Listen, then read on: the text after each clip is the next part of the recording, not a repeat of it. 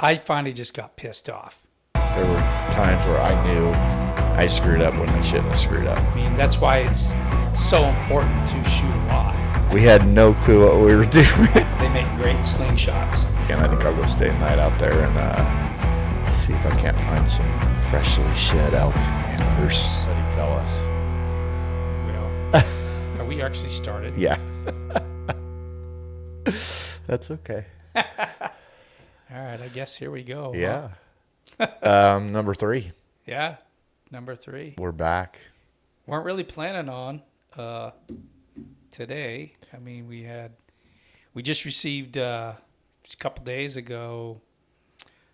Trophy Line sent us our saddles that we're going to be using for bear season. They're pretty cool. I'm excited. We looked like we had no clue what we were doing when we were trying them out for the first time. It's certainly not an instructional video. No, yeah, we won't be doing any how-to videos on how to do that correctly. It's gonna take us a couple times, but I feel like we figured it out pretty fast. Yeah. Oh, yeah. It was super. Yeah, super for not ever doing it at all. We did figure it out pretty quick. Right. And so you can teach old dogs new tricks. Yeah, seasoned dogs new exactly. tricks. And the plan today, we were actually going to do a little clip and shoot out of it and everything, and then John was going to do some shed hunting. Yeah. And then it's windy out there. It is super windy, and in fact, I don't know if you're even aware of this, but my daughter just bought a bow, and she was going to come over today, and I was going to work with her on that because she's never shot before. Oh. And the wind it was a bad day to try to teach somebody to shoot a bow. So anyway, all those plans went out the window. Yeah. So we decided to do a podcast instead. Yeah. So, yeah. Anyway, you going out then probably next week you'll get next week. It's supposed to be super nice next weekend. I think I'll go stay the night out there and see if I can't find some freshly shed elk antlers. I know you take your buggy. I do take my buggy. And you've, I believe you actually just pack everything on there to camp, right? That's correct. Yeah. So, yeah, I guess we can talk about that. Actually, I do. Yeah. In fact, I did last week. It was, I decided to go last week, which I'm not sure was a good idea, but we did it anyway. And it was snowing like crazy. But anyway, yeah, so I put everything in. So what I do, it's a Pioneer, Honda Pioneer 5-seater thing. It's got a decent, respectable sized bed in it, so I can fit some stuff in there. And I put everything in waterproof bags, and I go for a ride.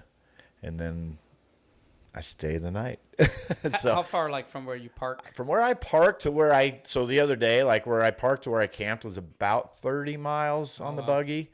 And, so I did that, and you're... Like, your starting point is, like, 30 miles? Yeah. From there? Oh, wow. Yeah, well, where I set up camp at 30 miles. And where I happened to set up camp last week, I literally hunted from right there. Oh. It's not like you're spooking any game. Well, unless there's animals out there. I did not see. I saw. What did I see? I think I saw a couple of antelope. I didn't see any elk at all. Although you could tell they'd been in the area. Yeah. I'm assuming it was all cows because I didn't find any fresh antlers at all. Found some older ones. But man, there was a pile of sign in there. But they'd moved on, I guess. I don't know. I never saw a single elk while I was out there last week. Speaking of antelope, have you ever found an antelope shed? The sheaths, a couple times. You don't find them very often. No, with them being made from hair, exactly, they get ate up pretty quick. They do, yeah. I think the mice or rodents, whatever, eat them up pretty fast, and they're pretty tough to find. I remember seeing a set that were from Wyoming. And they were huge. And a taxidermist was actually fixing them because they started getting chewed on a little bit. But like I said, this thing was huge. But he says that it's so rare that they're even found because of just like you're right, exactly. Yeah, I can, and off the top of my head, I can only think of finding one. But I'm pretty sure I found a couple more than that. But I don't know. Anyway. And you're not using a dog, right? No, I don't use dogs. Not opposed to using dogs. I just don't have one that would work for it. It'd be interesting, actually. It'd be kind of fun. Yeah, I see a few people, more and more people are using them out west.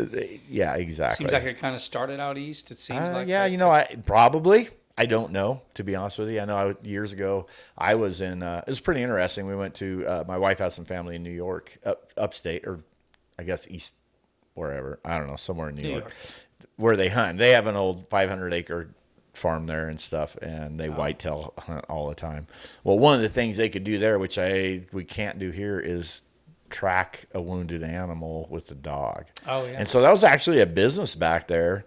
Was people would train their dogs to track blood, and hunters would hire them if they couldn't find their animals to go. You can't do that here in Idaho? I don't know. I think don't think you can in California. No. I guess I was thinking California. Yeah.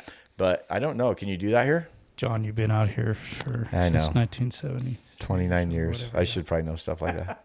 It's not stuff I do, so. Right. No, I believe you. I know you can. You can, I guess, because you can but do you can't hunt dogs with dogs like you can hunt lions and bears and stuff, but you can't. I don't believe you can like chase deer and that type of thing. Got you. Could you find a wounded deer with them? Yeah, I believe. Yeah, you can use them for tracking. Maybe we should start a business. You know, I'm kidding. Yeah, like we don't have enough to do. Right.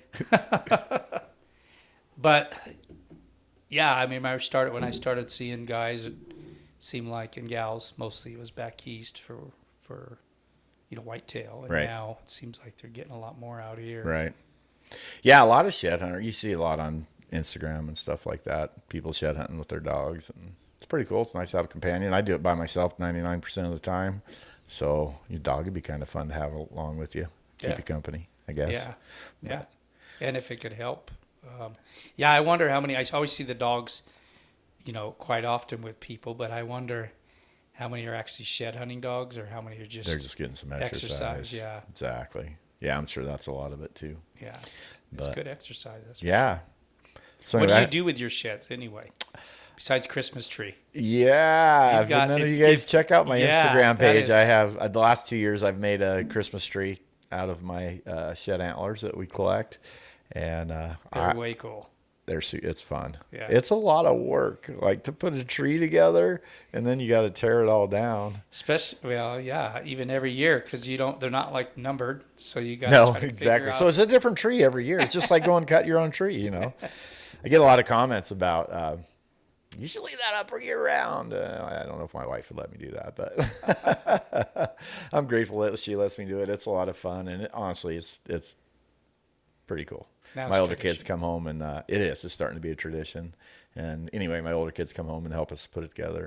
And I kind of let them do it this last year. It was, a lot less work for me that way. But put that horn up there. Right. And you use deer and elk, right? In it. Yeah. So I start with the biggest elk antlers I have on the bottom, and then you kind of got to get smaller ones as you go up, or you can't get that taper right. So you always end up with a spot that's maybe leaning one way or the other a little bit. But Jenga. Yeah, exactly. So, but it's been fun. We are starting to make. So I think we talked about it in the first video or the first podcast a little bit, but we should have a little t-shirt business. Yeah. That we're doing, and then you got your Item Idaho. I am. This is our newest one, actually. We just got these prints in, and so they'll be for sale here shortly. Actually, we don't have them on the website yet, but hopefully before Memorial Day is what we're shooting for to get stuff made. Cool. And out. But anyway, we're also starting to make some stuff out of the antlers that we're going to sell on there as well. Oh, yeah. And a buddy of mine does some laser engraving, and so has engraved some stuff for us, and it's turned out really cool. So he has a bunch of them right now. We just did some older antlers as a trial run, and he was able to engrave on those super easy. And so I cut some browns up, some smaller ones. I'm not going to cut my big ones up, but you work too hard for them. Yeah. But anyway, so we'll probably be selling some of those.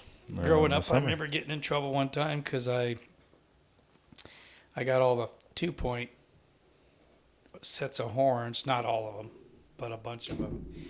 They make great slingshots. And until they don't. Yeah, I kind of got in trouble because I was cutting them and making slingshots out of them and selling them. That's hilarious. That's a good idea, actually. They work pretty dang good. I could probably do that. That's a great idea. An antler slingshot. There's another There you go. business for you, Joe. More stuff to. Yeah, that's all I need. More stuff to do. How long will you shed hunt till usually? I go till. I usually use the end of bear season as my cutoff date because I usually, if I kill a bear early, which I've done a couple times on, June 15th is where I hunt. Bear season is over June 15th.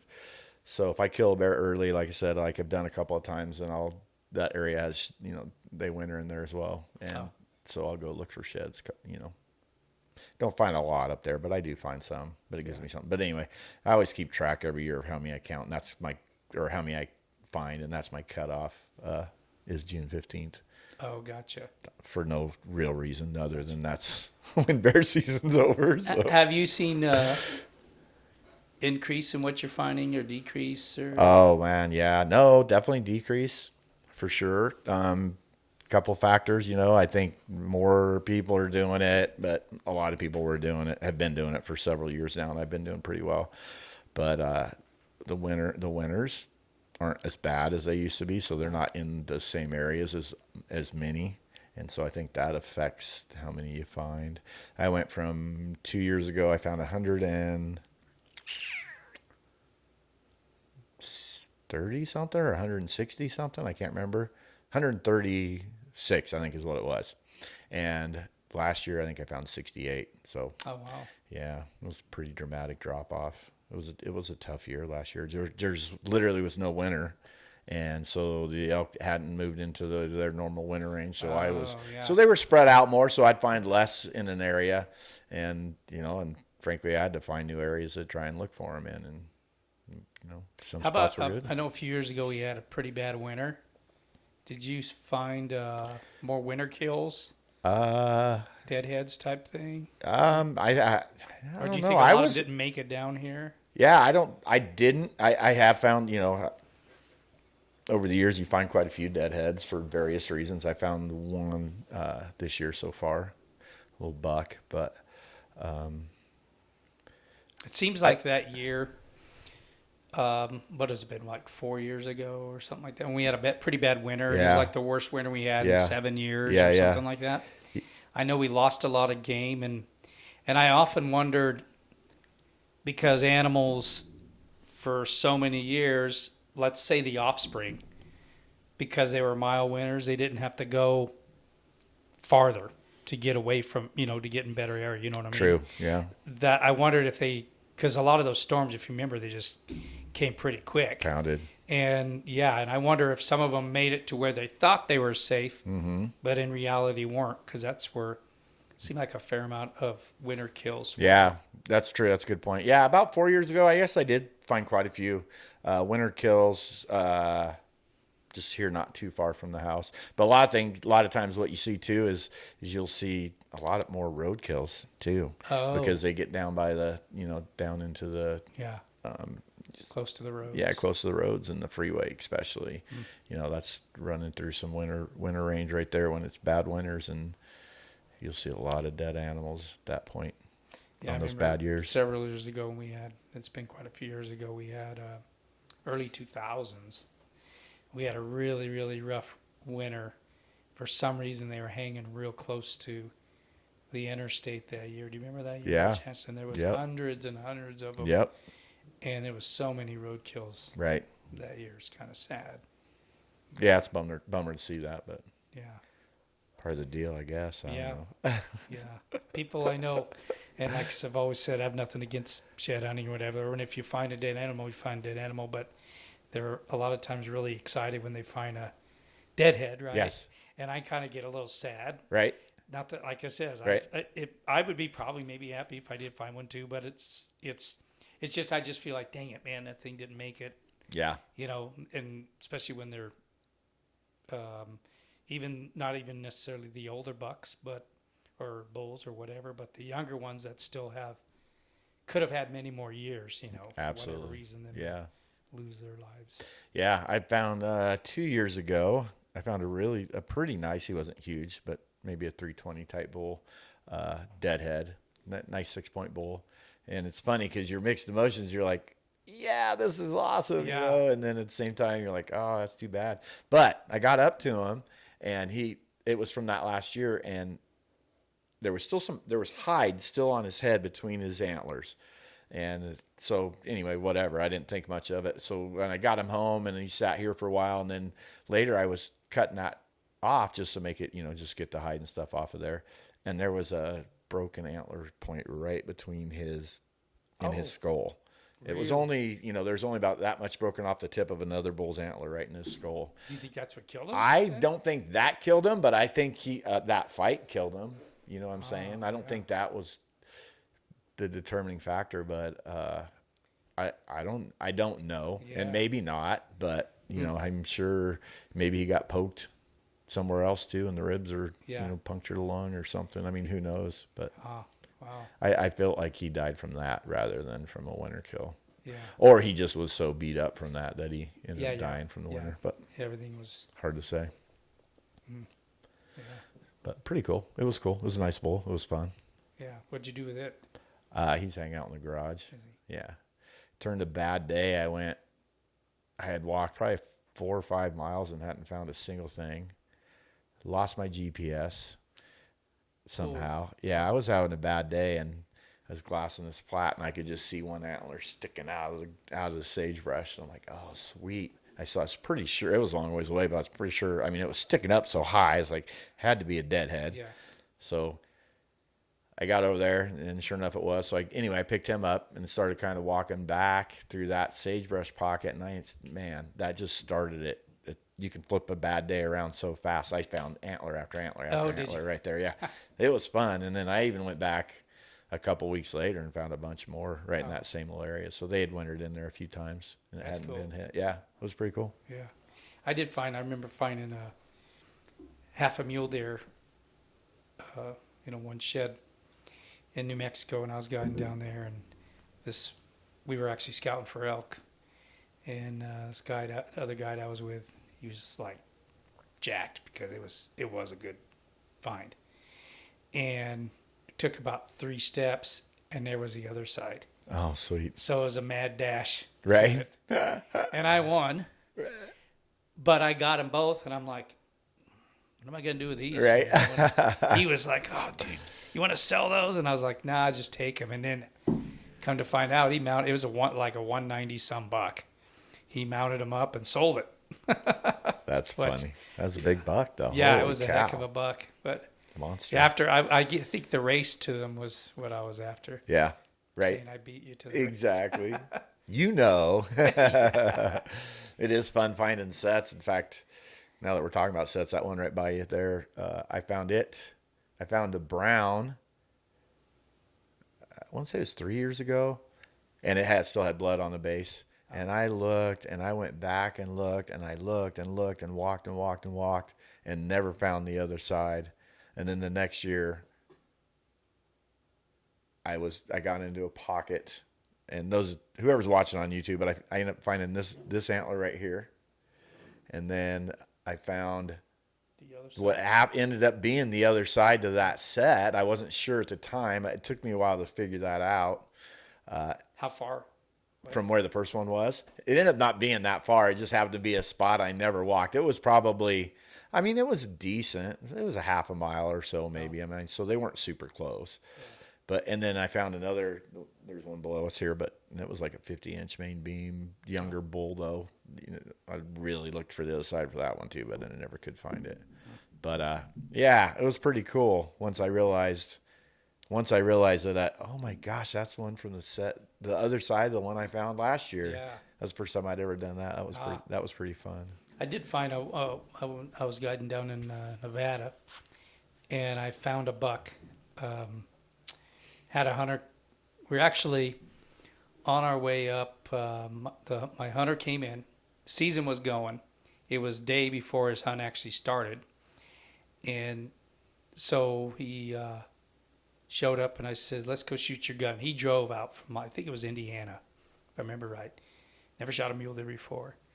And he drove, so usually, you have to worry about their guns, but I always want to make sure, no matter what. So I had a portable bench and everything to go shoot, and we were actually staying in California, like 8 miles away.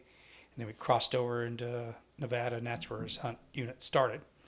So there was big gravel piles over there for the DOT or something, and shot his gun. It was right on, and I said, I want to go up to, I want to take a ride up to the spot. I says, I saw, an okay 4-point.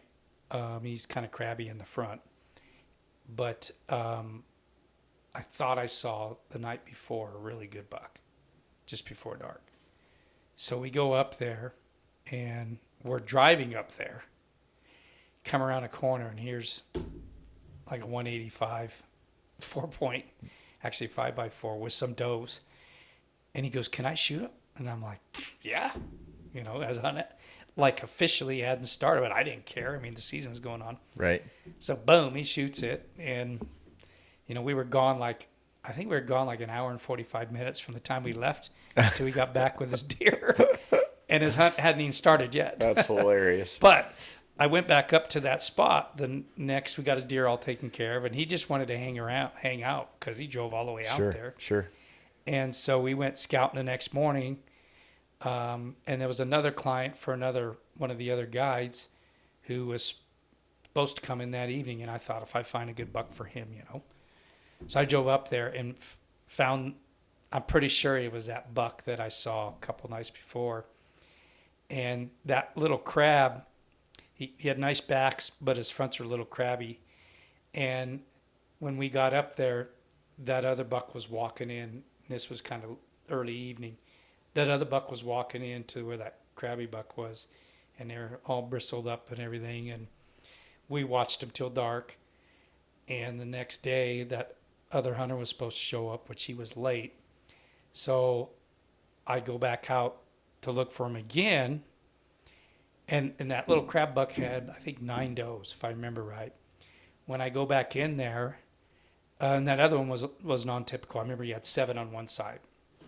When I go back in there, that crabby buck had no fronts. Wow. And he had 4 does. Oh, bro, God, that's hilarious. Yeah, and so I end up walking just a little ways, and I'll be dang if I didn't find the 7-point side. Oh. It was from probably 2 years before. Yeah. But it was a 7-point side, exact same where those points came off of from that buck. Okay. Yeah. That's so, pretty cool. Yeah, and I think there was private land about a half a mile away, and that's where I saw him coming a couple nights before, and that's where I saw him coming the night before, and I almost think that, he's kind of living over there, so my guess he grabbed them girls and went over to the private place and partied. Right. But it's so funny to see him go from 9 and with front forks to 4 and none. That's funny. That is funny. But it was cool finding that shed. Right. I don't know why I've never really got into it. I just don't. Right.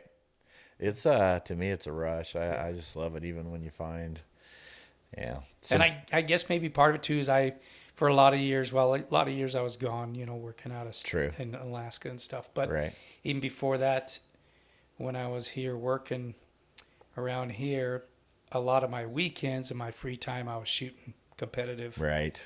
And so that took up a lot of time, of mine. And I'd make at least 1 trip, if not 2 trips for pigs or turkeys or somewhere. Sure. And even like to get really good turkey hunting around here. From where we live, right, we have to travel to get in good turkey hunting, That's true. So that's true. Yeah, that's probably part of the reason I haven't gotten into turkey hunting too much is just there's nothing close. Yeah. It's time commitment when I got other stuff I want to do. Well, and your days off, you got to have a few days to go. Exactly. Yeah. Shed hunting, heck, I can just do it on my days off, and bear hunting's close enough. I can do the same thing. Yeah, you can go for the afternoon if you're willing to bear or shed hunting too. Yep. Yeah. Just depends how far you want to go. No, 100%. Yeah, there's plenty close to where we're at, so they tend to get hunted more. Sure. But there's still some to be found out there. Yeah.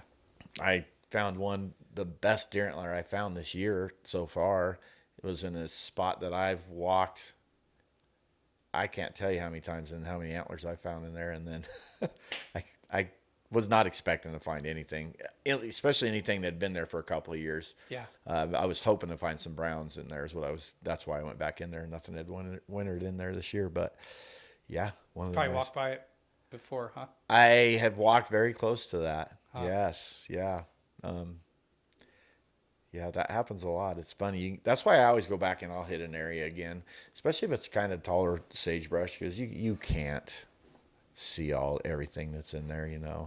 So I'll go hit it again, and you always scrounge up some more. Huh? Maybe. I agree. Yeah, I think a dog a lot of times will find those that you happen to walk by. They tend to be a little more squirrelish than you are, and they bounce around a lot more. So. Yeah. And they're lower to the ground, so they probably have a different angle at finding them. It's kind of ironic, too, how antlers have become so popular for dog chews.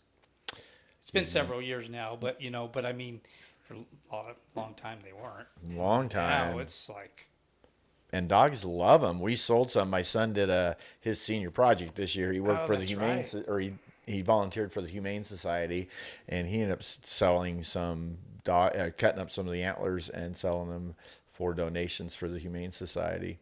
And he sold them at some of the T-shirt shows we went to. He set up his own little part of the booth, and he did awesome. And then he set up in front of a store. And then he set up in front of a grocery store. They let him set up there too, and he sold everything he had left that day, which was quite a bit. So I don't know how much money he made, but it was a lot. And then I've had people contact me, hey, can we get more of those? Really? And so I've cut up some more for people and sent them out. But yeah, those dogs flipping love those things. Yeah, my dog won't touch them. I never beat her like that. I don't know why. She's just around them all the time, so she's just not interested in them, I guess. I don't know. But she's never had one for a chew either, which is probably good. But I know, this last year when I was moving, bought a new place, and I had a pile of horns in the shed that they're just there. Right. And I knew I wasn't going to do nothing with them. And this guy drove up and says, hey, he goes, I'll give you $500 for that pile of sheds. Now, and I had a lot more than that. And years ago, this isn't why she's my ex-wife, but I come home, she had a yard sale, and I see one set of antlers in the yard, and I'm thinking, what's going on? At that point, I do remember I'd killed 13 bulls. And a guy was driving off who I knew, and he had just bought number 12. Oh, boy. There was only one set left, and she had sold all of them but one. Oh, my gosh. And as it turned out, that guy, like I said, I knew who he was. I ran him down, and it happened to be not a big bull. It was a little tiny bull, but it was the first bull I shot my recurve. And I bought it back from him, and then served her with papers and it. But I was like, oh, so anyway, getting back to, this last year, I had a lot more, and I knew I wasn't going to do anything with them, and I see people that just throw them whatever in the garage. And right. I don't like keeping a whole lot of extra stuff that I'm not going to use. And when he told me that, I go, you think? He goes, dude, you can probably get $1,000 or more for what you got there. I'm like, really? It's like, yeah. So I went through them, and there was a few, like my son's first buck, and just a few, probably 5 or 6 that I kept. And then I sold the rest. And yeah, I mean, I ended up getting what was it, $1,200 or $1,300 for. But that, nice. My biggest thing was I didn't want to have to haul them to move them because right. I had so much other crap to move. And that they take up a lot of room. Yeah. And I was building the fence before I put my house up for sale, and that paid for the fence or most of it. Nice, awesome. Yeah. I probably would have bought binoculars or something. Yeah, I have a hard time letting go of them, to be honest with you. But it's the more the pile grows, I think it's easier to get rid of some that maybe not as sentimental. Not but the bigger ones, you're probably never going to pry those out of my hands. I'm sure, especially the matches you got. Yeah. So it's cool. And honestly, if I had Euro'd a bunch of those ones I was talking about, I probably would have kept some of them, but Right. euros were back in the olden days. Right. People just really didn't do that. That's Unless true. That's you true. happen to throw the head on the shed, on top of the shed, and the bugs ate it. Right. Most of the skin was gone. That's about as close to a euro amount as we ever got. I think we usually always, when I was blacktail Yeah. hunting as a kid, we just cut That's the what I cut had. the antlers Yeah. off and. Heck, I had one bull one time that I told myself if I kill this bull, so I've been guiding out of state for 3 years, so I hadn't gotten to elk hunt for 3 years, and I was pretty bummed, and I finally Right. told the outfitter, don't book me anything for September. I'm going elk hunting. I always ended up with meat because some clients can't take it all or don't, Right. Whatever. Sure. But anyway, but this bull wasn't real big, piss head as we call him. But I wanted the meat too, Right. And so I gave it all the chance in the world to not die because where he was laying, I said, all right. I had to walk across maybe 400 or 500 yards in the clear open sagebrush. He had like 5 or 6 cows with him. And I was in plain view, and I thought, if I can get across here and get to where there was a big rock was kind of the goal, and get down to that rock without blowing it, then I will, and he's within 50 yards, I'll shoot him. And I got down there, made it all the way across there. They never did look up or anything.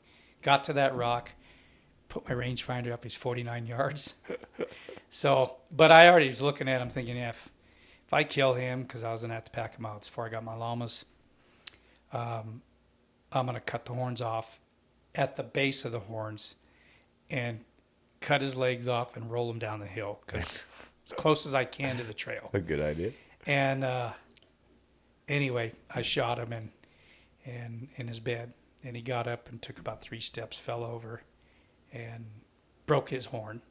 So he started for me. Right. That's what I did. I just lopped him off at the bottom, cut his legs off, rolled him down the hill, and then went ahead and did the gutless thing. Right. When he got down to the bottom. But, Yeah.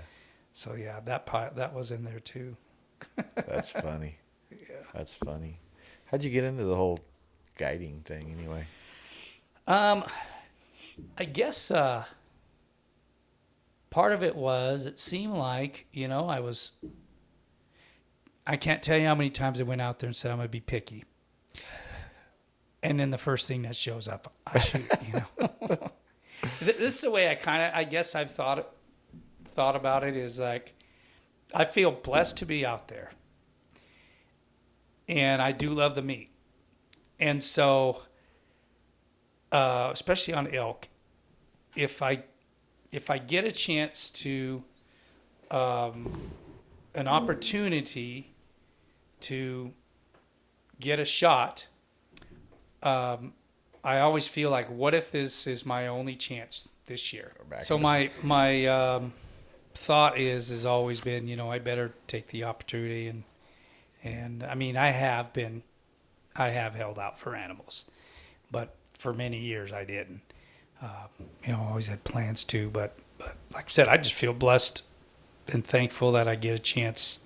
There's so many people that go out hunting that don't get a chance, Right. to even get a shot or whatever, Right. So for many years it seemed like I was getting done early. I'd kill an elk pretty early, first, second day I go out. And then I started just wanting to go because I would always plan on getting all my everything in line, work-wise and everything, and take time off. Well, if I had time left, I'd go out with buddies and help them out. And one year I went on a drop camp with a couple friends, and they asked me if I wanted to do that. So we packed in with an outfitter. We had a 10-day hunt, and they just brought us into camp there. Everything was set up. All we had to do was bring our food and our sleeping bags and stuff. And I killed a bull I think day 3. Nothing huge. It was in my recurve. But the outfitter's like, hey, you want a guide for me? I'm like, nah. I'm not interested. And then I went out with a buddy of mine and tried getting him an elk, and he missed I think he missed 4 or 5 times. And then the other guy ended up killing one over a water hole. But the outfitter was kind of on me about, you should come to work for me. You should come to work for me. And finally, a few years later, I went back on another drop camp with him. And I was a little pickier that time, but I still ended up shooting like a 5-point, just a nice 5-point. Right. So then he was like, you need to come to work for me. So I said, I'll tell you what, I'll do it. And I says, I'll give you 2 weeks. And it was fun. I mean, I enjoyed it. And so the deal was I got to hunt for the first 5 days, and then I would guide for 2 weeks. And that particular year, that first year, I guided for him. I was still shooting my recurve, a takedown recurve. And on the way in, packing in, the bulls were just screaming everywhere. And so I got to camp. The guy was late, supposed to be there at 9 in the morning. Didn't show up till like 1. And we got into camp. It was almost 6. Dark 8:30ish, somewhere right around there. Mm-hmm. So I grabbed my bow, put it together really quick, asked the cook to make me a sandwich. I'm eating my sandwich as I'm heading out, and didn't take a light. Dumb. I didn't take a water light or anything because there was bull not all that far from where we were camped, screaming his head off. And so I walked back there and went and killed him first night. And so the next in fact, I got into camp. I shot the bull. He was only maybe 11 yards, I believe. And I hit him in the front shoulder on the main bone here, right, yes. Done that. But I knew I got at least one lung. And he took off. I cow called and stopped him, and I can hear him gurgling, and then I heard him tumble over. And I thought it was getting close enough to dark that I want to make sure I can get back to camp because I had no light. Sure. And so I get back to camp, and the outfitter's there, a couple other clients, and I have one arrow missing, no blood though anywhere. And so I told him I killed one. No one believed me. And I'm like, no, seriously, I killed one. And they're like, how big? And honestly, I don't even remember. I knew how big the horns were, height-wise. Right. I didn't know how many points, anything. And so they totally thought I was, giving them a line. Finally, the packer and one of the other guys says, we'll go help you look. And the bull was piled up right there. He turned out to be a 6-point. Nice. But that was my first year I guided for him. I guided for a few years. And then I had an opportunity to go. I went and called in the world elk calling thing, and first time I ever did that, is a few years later, and it was a lot of fun. I learned a lot then, but I met some people, and I was calling for. At that time, it was Wayne Carlton Calls. It was before he sold the Hunter Specialties, and he ended up selling not long after that is when he sold the Hunter Specialties. But he introduced me to a couple guys, including an outfitter out of New Mexico, who was one of the judges, and he offered me a job. So I was still married at the time, and she's the one who sold my horns. But we got divorced August 21st at 2:30. And I left August 23rd. That's hilarious. And headed for New Mexico. And that's pretty much how the other stuff was just a couple weeks, here in Idaho. Yeah. I'd take vacation. But then, I went from, I left in August, like it says, and I didn't come back till, sometimes I wouldn't come back till close to Valentine's Day. Yeah. Going to Mexico and guiding, Nevada and Kansas and Arizona and New Mexico, and then come back to New Mexico and do the oryx hunt on the White Sands. Oh, nice. At that time, it was just primarily on the White Sands Missile Range. Huh. And then get back. But anyway, it was like I mentioned before. It was never a bad. It was always fun. I always looked forward to it. And as I got older, though, I mean, time's more precious, Right. and that's probably why I don't do as much now. Exactly. But it's been good. Yeah. You still do some stuff with Carlton Yeah. calls, don't you? Is that what it's called now? That's Native by Carlton. Okay. So actually, I was with Wayne, like it says, until the last year he was in business as Wayne Carlton Calls. Okay. He sold a hunter specialty, and a few years later, I was down in New Mexico when I was guiding down there, and I ran into one of the pro staff guys for him, J.R. Keller, was hunting down there. And so I ended up, kind of rekindling. We hadn't really seen each other, and, for years. Mm-hmm. I'd met him a couple times, so. Mm-hmm. So he says, you should come back, come with Hunter Specialties. And I honestly, Wayne told me, oh, you should come with us with Hunter Specialties. And at that time, their pro staff was pretty established with Hunter Specialties, and they were the ones who were getting paid and had the trucks and all that. And I was kind of intimidated by it. And so I just basically said, no, thanks, But when JR kind of convinced me to go to the Worlds again and, come and meet the owners of Hunter Specialties, and Wayne was still the face of Carlton Calls, So I ended up hopping on with him, was in for many years till Wayne's contract, they sold again, Hunter Specialties did, and when they did, Wayne's contract was up, and then his son Mark, who had built calls for him for years, they kind of started up Native by Carlton, and so I've been with them ever since, and calls have always worked really well for me, and Right. he was one of the originators of diaphragm calls for elk as we know it. I don't know if you knew this about him or not, but he grew up he was in Florida before he moved out to Colorado. And one of the first diaphragm calls was made with, this is old stuff here, toothpaste tubes used to have lead in them. Okay. I don't know if you remember Wow. that. You could roll them up and they'd stay rolled up, Oh, not yeah. like now. Right. And so they had taken a toothpaste, the metal off of there, or the tube off of that, and then got a condom. And that's how the first turkey call was actually done. That's awesome. Yeah. And so this guy had turned Wayne onto that call, and Wayne got an elk sound out of it. So he was the original person to ever use it for an elk. Wow.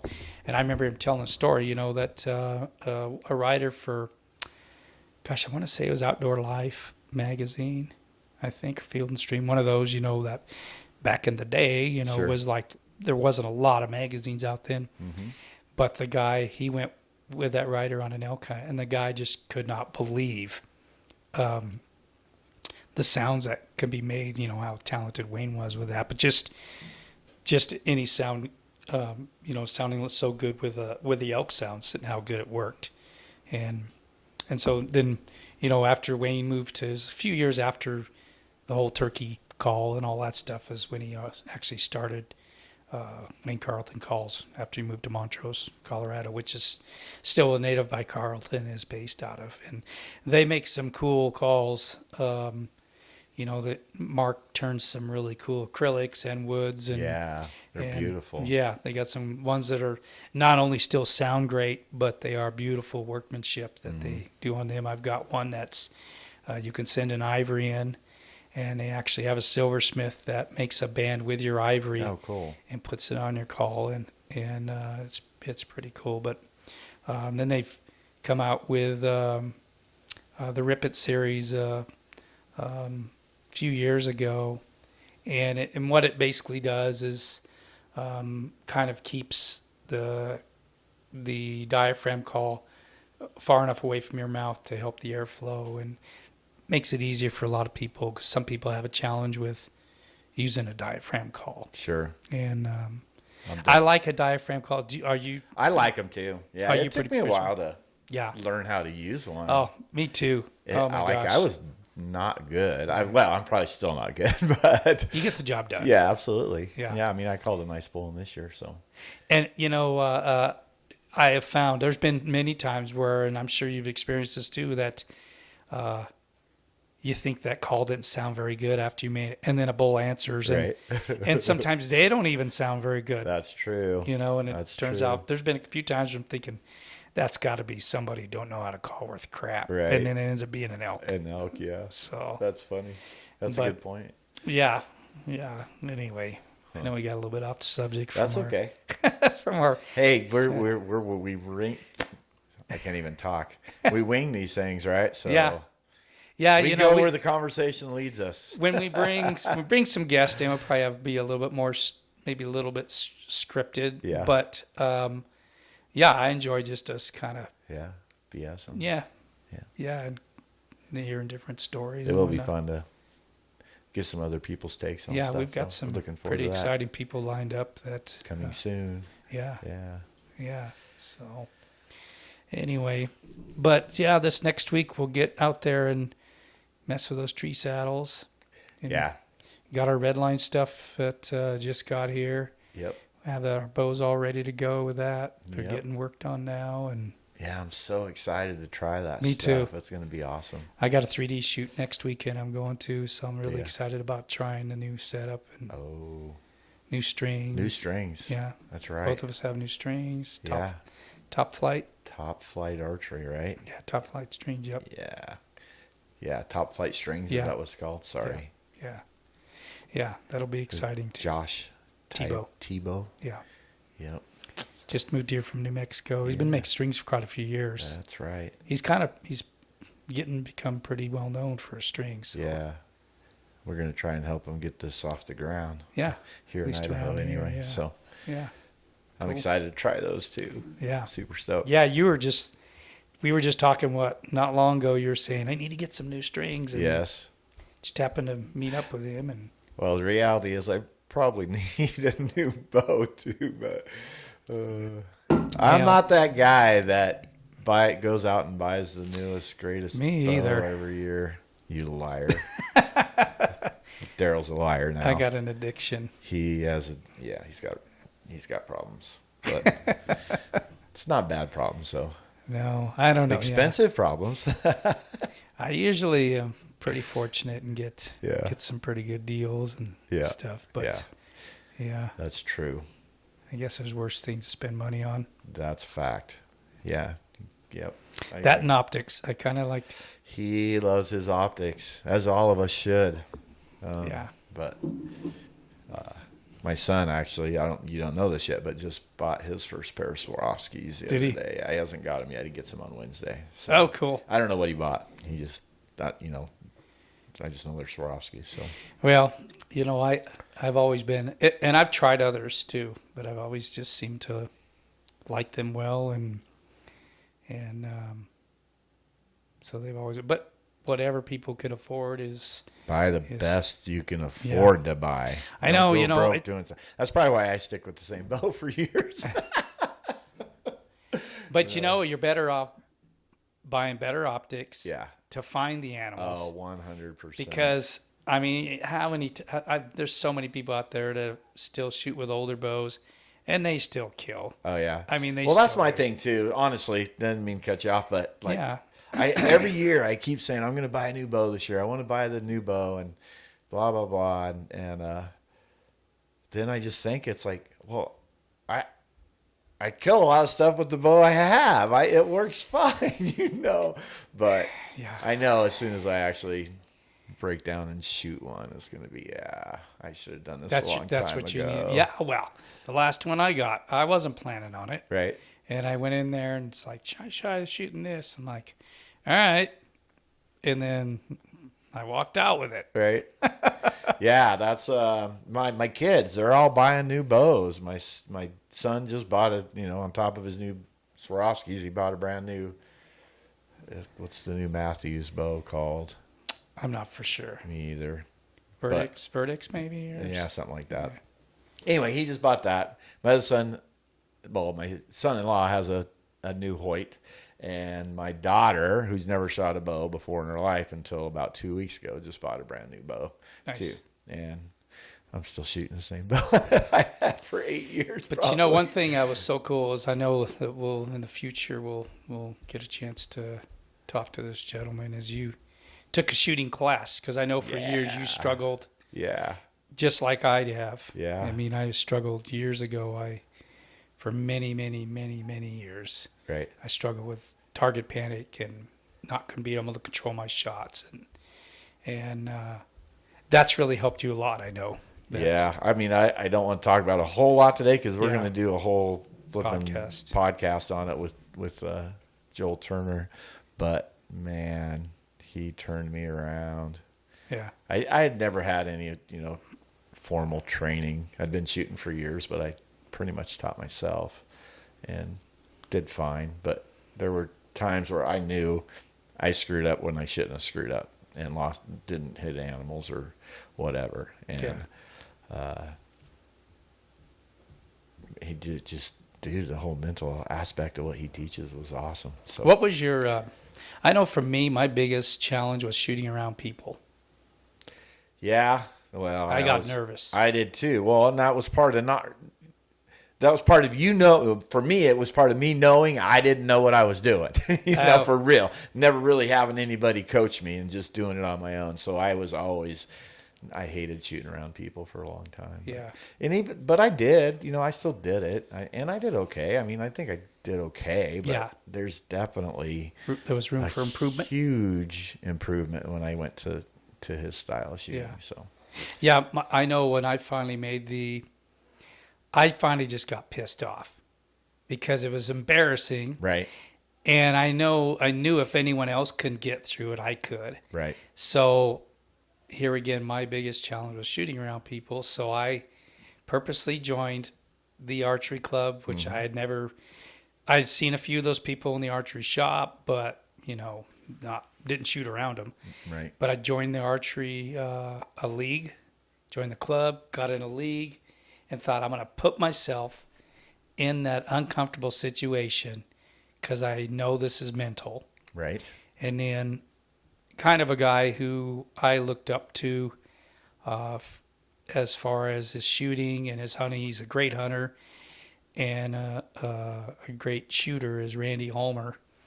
And he would put an article out in a magazine, which I think I had like 3 or 4 different subscriptions to magazines at that time. Mm-hmm. But he always had a little short segments in his magazines. But I remember I would read his stuff, and I don't know, he had some good pointers, But what I realized, probably the biggest thing I realized when I went there to shoot, because I thought everyone was watching me because I was so horrible. But I know that feeling. They could care less because they were worried about their shooting, That's know. True. And then the next thing I know, they're trying to help me, but they weren't like laughing.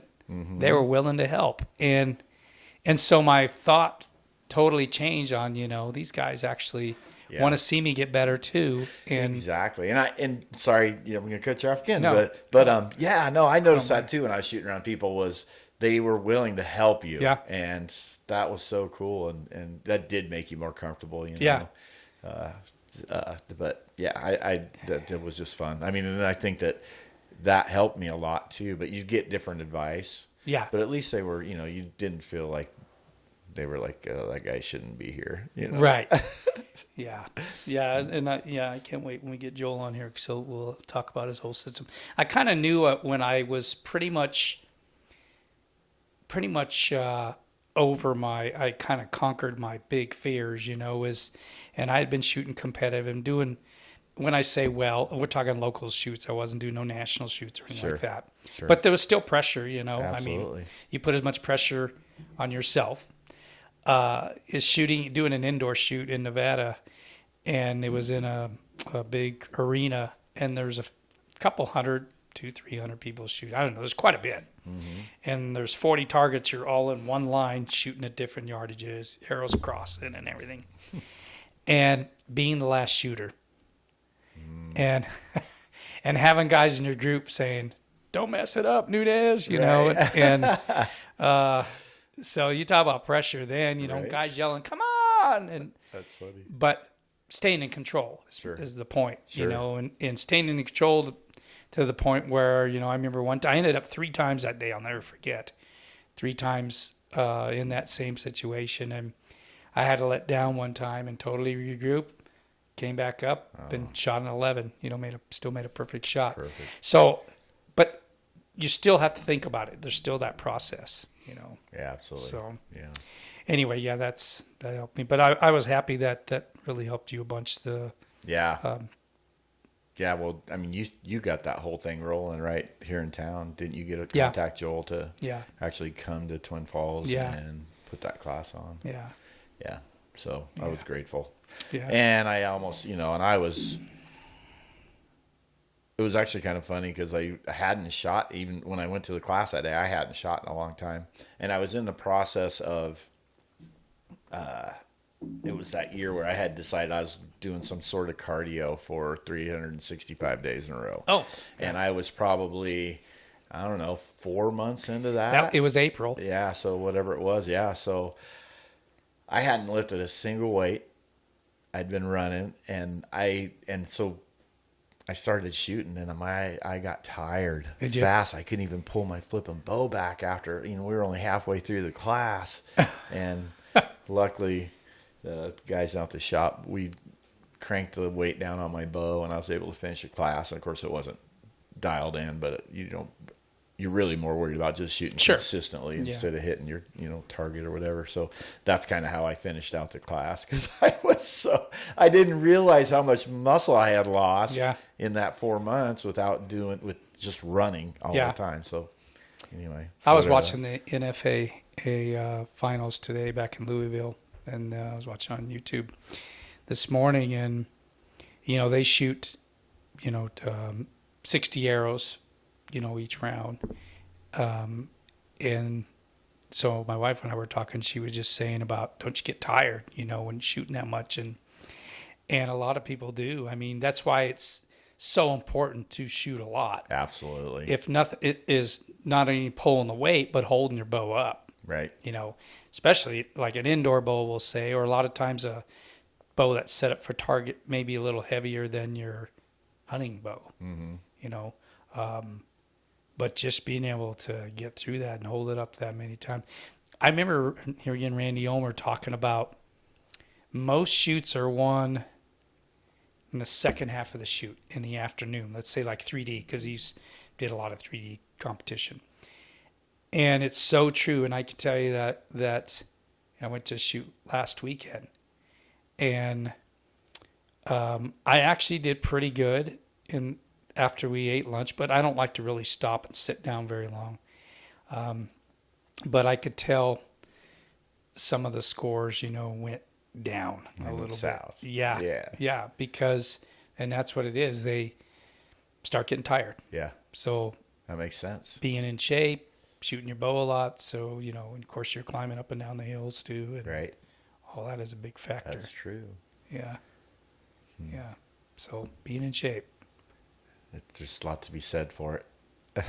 Never thought about it before. I never even worried about exercising for so many years. You? You know, I've always exercised a lot, but it wasn't for hunting. I mean, I definitely went in the hunting seasons and not been in shape before. Me too. And, you know, I look at some of the videos. I was like, whoa. Right. Mine too. It's like, how did I get anywhere with that belly? But it happens. But you just enjoy yourself so much more when you're in shape. Yeah. You know. Well, and I honestly think the older you get, I mean, it definitely makes you need to be in shape. Important. You need to take that in a lot more consideration than when you're younger, for sure. Oh, 100%. And no, I agree with you. Yeah. You know, I'm not ready to be the guy that sits around camp and doesn't just kind of road hunts. You know. Yeah, no. No. But Yeah, and I mean, I've gotten to where, I used to pack in all the time with my llamas, and I still will do some, but Right. but like a lot of guys do, like with the backpack, and they go, and my hat's off to them, for doing it like that.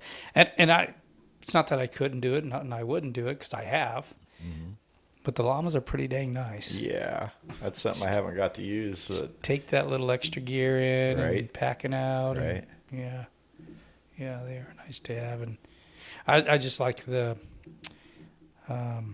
For me, because I've been around the horses and mules, and they're great, they're awesome.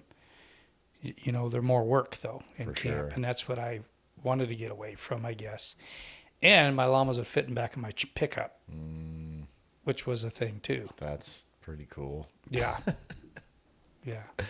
So cool. Anyway, well, what do you think? It was kind of fun. Yeah, covered a lot of topics. Yeah, we did. It was that's kind of the fun part of what we've been doing is we literally sat down right before we started recording. It's like, what are we going to talk about today?